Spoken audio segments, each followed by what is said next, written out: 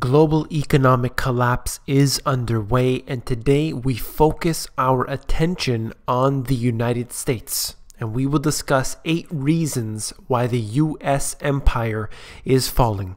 You came here for the truth, so let me unveil that for you. We have much to cover today. I will touch on these reasons and you can read further into them yourselves. Let's move on to the most important, in my opinion. China's yuan joins the top 5 most used global currencies. This is out of the Times of India.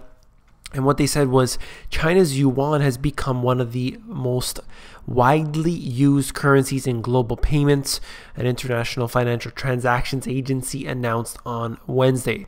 They actually surpassed the Canadian and Australian dollars in popularity. Can you believe this? What a world we live in, that there is so much change occurring, and we have a currency war taking place right now today before our very eyes, as we see the Chinese able to gain a foothold over the other currencies of the world, over the other nations. We see their GDP surpassing many of these other nations, and things are definitely changing. So the currency wars that are directly affecting the US and their economy as a whole, perhaps not right now, but we're looking at it as a whole, that are definitely being affected negatively. Let's move on to the next one. We have this out of Syracuse. 1 out of every 5 children in the United States relies on food stamps for some meals, according to the new data released by the Census Bureau. Poverty is a major problem in the United States, and it is barely being covered, barely being talked about. Though the economy is recovering, right there, propaganda, that number is still higher than it was before the start of the recession in 2007. In 2014, 16 million children received food stamps. So under Obama, we have an increase in poverty, particularly with children. This is very, very sad to talk about, but I have to bring out the truth to you so that we can spread it out there. And essentially what we're looking at is increased levels of poverty, all coming from the policies that the government puts in place. When you have quantitative easing, when you have TARP type bailouts, none of the money, absolutely 0% of it, goes to the people who need it most. I'll get into more of this type of information in a moment.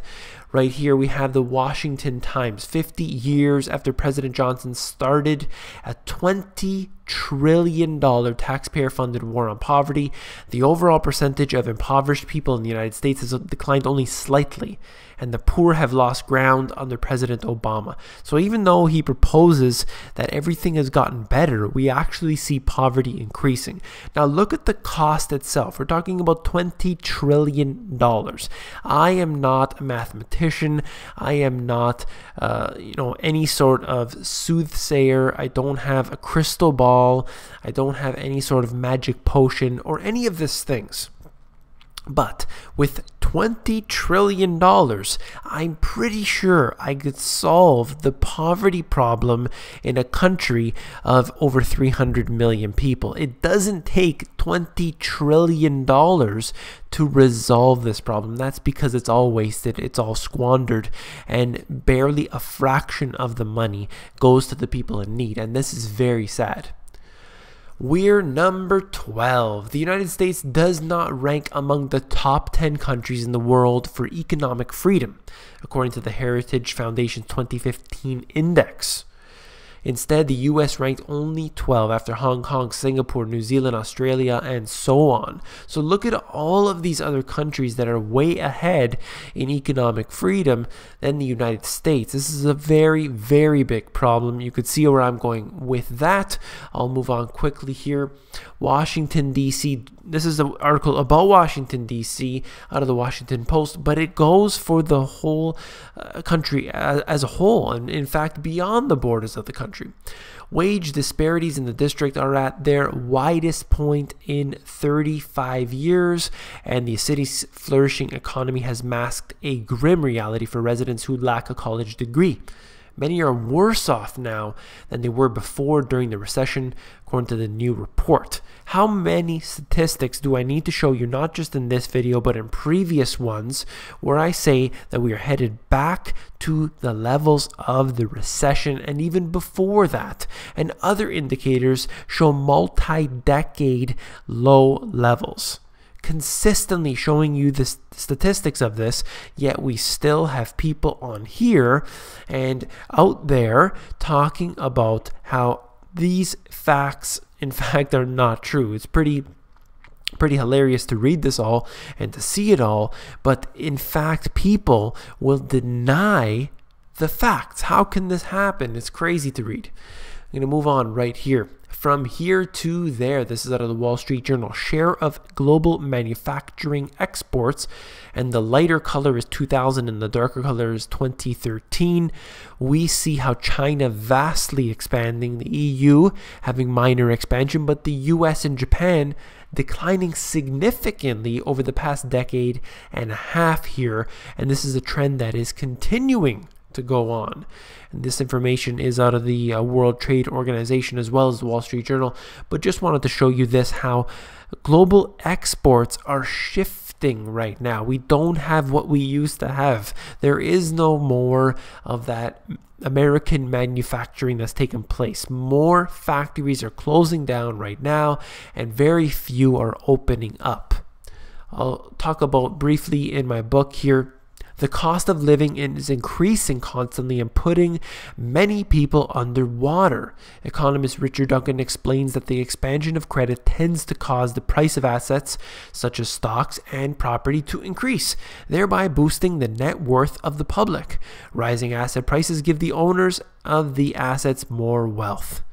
Then I say, if you don't own these assets, you can't take advantage of their ability to preserve wealth. So sure, you don't want to own cash when you're having a hyperinflation or vast inflation in a scenario, because of course it's going to wipe you out. But the average individual in the US oftentimes can't afford to buy things like precious metals or like real estate or parking spots or storage lockers or land or farmland or any of the real assets that I've discussed here many times.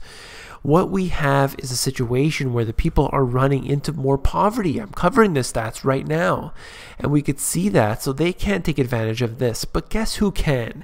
It is the mega wealthy. They continue to buy up all of these assets and take advantage of the scenario of quantitative easing because they are riding just well right now. They are doing just fine. This here is out of Forbes. Many Americans renounce their citizenship. So we're going to go into this just very briefly. I just wanted to cover the fact that yes, while we do have a lot of immigration in the United States taking place, there are also many people who are simply foregoing their citizenship. The growing trend is a sad one, with record numbers of Americans renouncing their U.S. citizenship.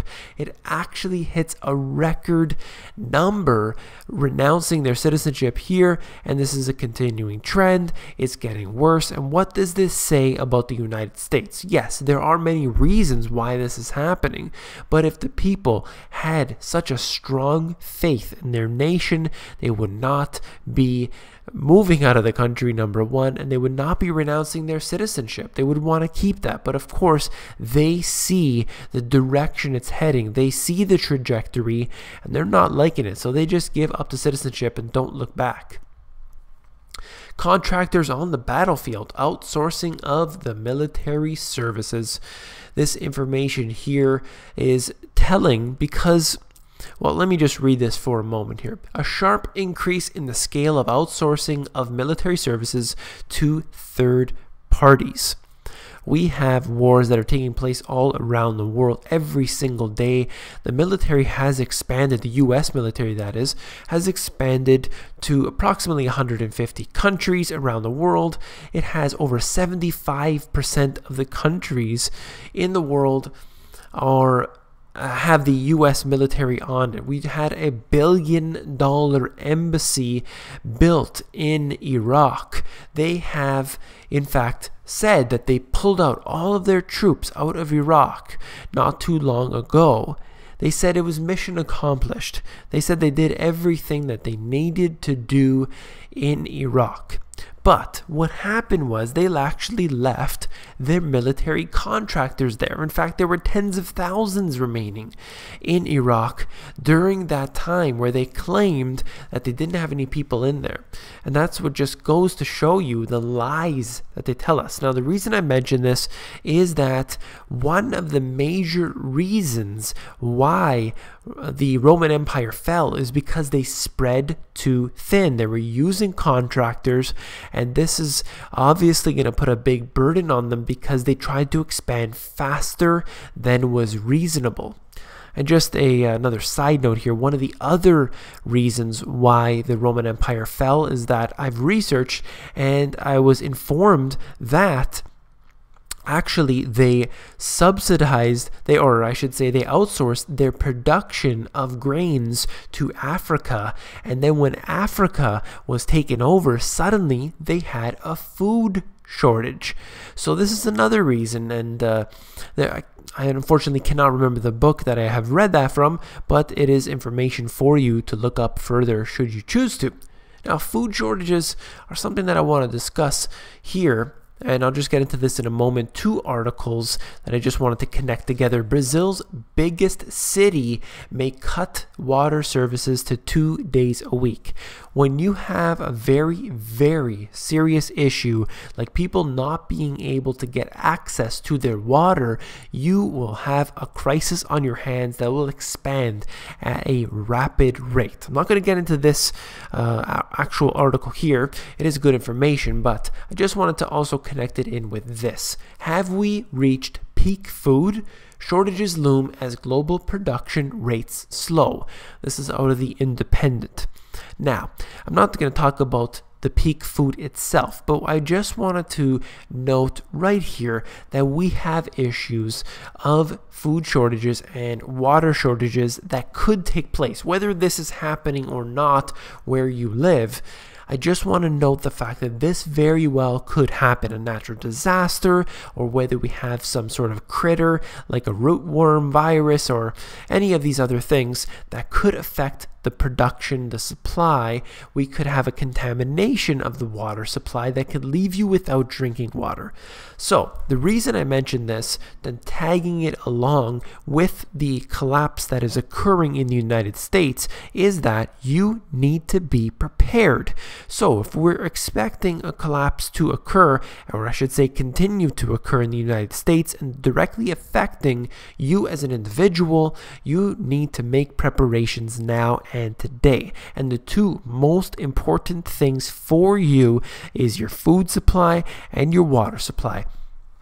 This can be easily mitigated, taken care of by doing what you need to do. Nobody really, or many people I should say, find themselves too busy to grow their own food.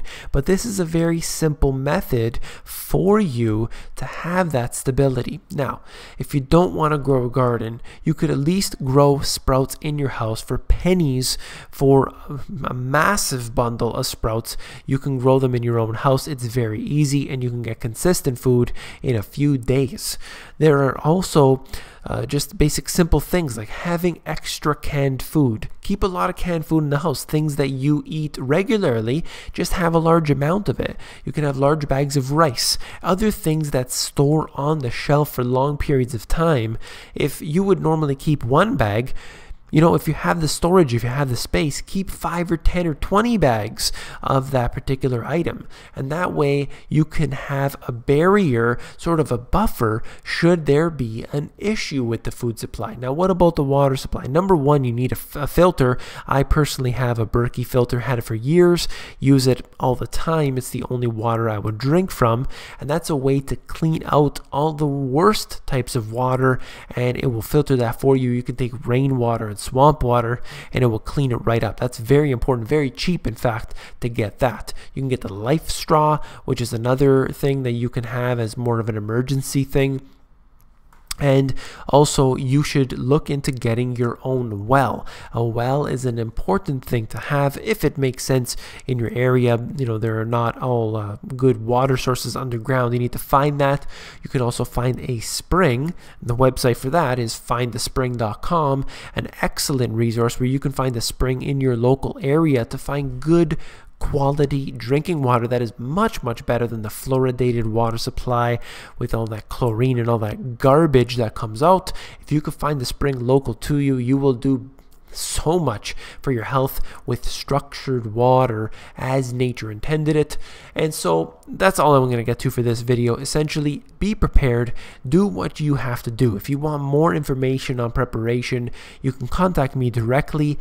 One of the places to get me is at david@themoneygps.com, but there tends to be about a week delay on that just because I reply to the people on the insiders first. They are my first priority. And of course, if you want one-on-one time, you can do what the others do. You just email me, let me know you want a consultation, and we can talk one-on-one. If you found this video informative, I would appreciate it for a thumbs up. And of course, don't forget to become an insider. The Insiders is where I give out all my best intel for free, and that is available at themoneygps.com. Scroll down to the bottom, fill in your email address, and you get occasional emails from me with good, short, concise info.